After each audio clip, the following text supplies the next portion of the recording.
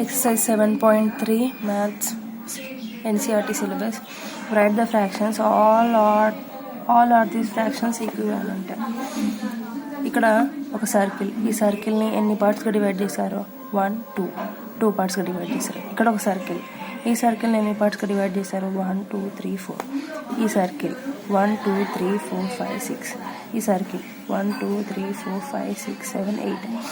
ఇక్కడ ఈ సర్కిల్ని 2 పార్ట్స్గా డివైడ్ చేశారు. బట్ షేడ్ చేసిన పార్ట్స్ ఎన్ని? 2 పార్ట్స్లో ఒక పార్ట్కి షేడ్ చేశారు కాబట్టి మొత్తం పార్ట్స్ ఎన్ని? 2. షేడ్ చేసిన పార్ట్స్ 1. ఇక్కడ మొత్తం పార్ట్స్ ఎన్ని? 1 2 3 4. షేడ్ చేసిన పార్ట్స్ 1 2. ఇక్కడ మొత్తం పార్ట్స్ 6. షేడ్ చేసిన పార్ట్స్ 1 2 3. Total parts 8. షేడ్ చేసినవి 4. ఇప్పుడు మనము దీన్ని సింప్లెస్ట్ ఫామ్లోకి రాయాలంటే ఏం చేయాలి? ఇప్పుడు ఇదనేది సింప్లెస్ట్ ఫామ్, ఇదే ఇంకా సింప్లెస్ట్ ఫామ్. దీన్ని ఇంకా సింప్లెస్ట్ ఫామ్ చేయాలంటే 2 1s 2 2s, this one 3 1s 3 2s, ఇది 4 1s 4 2s.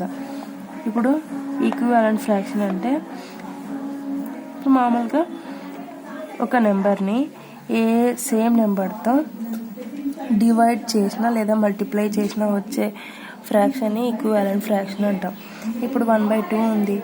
ఇప్పుడు 1/2ని 1 × 2 2 × 2 చేస్తే 1 2s 2 2 2s 4. మనకేమొస్తుంది? 2/4 వస్తుంది. మళ్ళీ అలాగా ఇప్పుడు మనం దీన్ని క్యాన్సిలేషన్ చేసిన తర్వాత 1/2 వచ్చింది. ఇది క్యాన్సిలేషన్ చేసిన తర్వాత 1/2 వచ్చింది. మొత్తానికి ఏ నెంబర్ అయినా క్యాన్సిలేషన్ తర్వాత సేమ్ ఫ్రాక్షన్ వస్తే దాన్ని ఈక్వివాలెంట్ ఫ్రాక్షన్ అంటాం.